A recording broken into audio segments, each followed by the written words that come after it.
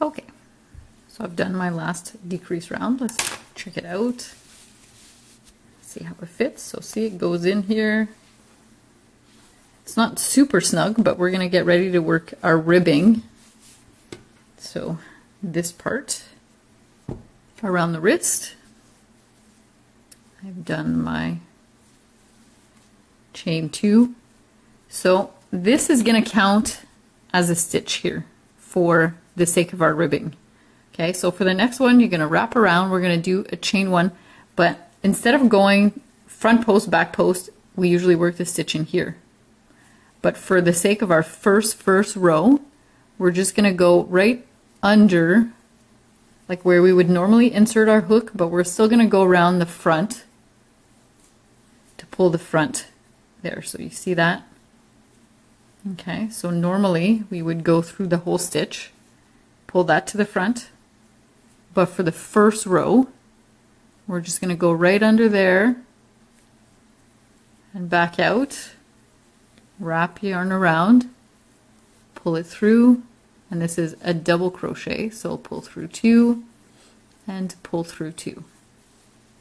So for the back post, we're doing essentially the same thing, but we're going in through the back here and around that stitch, pull it through, pull through 2, and pull through 2.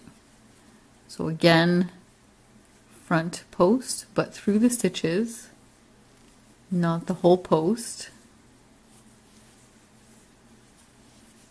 And then the next one from the back,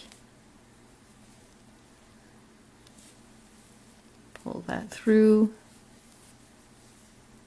All right, so keep going until the end, and I'll show you what happens when we get to the end, okay? So I've worked my whole round of front back post just through the very top of that stitch. I finish here with a back post. I'm gonna now do a front post, which is gonna be my last stitch. But if you recall, we did front post first. But see this chain here? That's gonna count as our last back post. So we're gonna do one last front post, and then we're going to slip stitch to join. Don't split yarn. This yarn is lovely, but it's a little bit splitty. All right, so slip stitch to join, chain 2, and then see this front post here? Now we're going to use the whole thing. All right, so slip your crochet hook right under that whole stitch. So we've got our front. For the back, you see it back here, wrap around, go around the whole stitch, wrap around, oop-a-lay. Start over if you need to, around the whole thing. I'm trying to look through my camera screen, so it's a little bit challenging sometimes. All right, 2 and 2, and there you have it. So I just did my back, I'm going to do my front.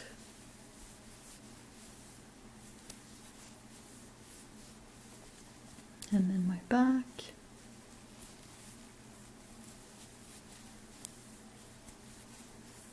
And there you go. So this is going to create your ribbing.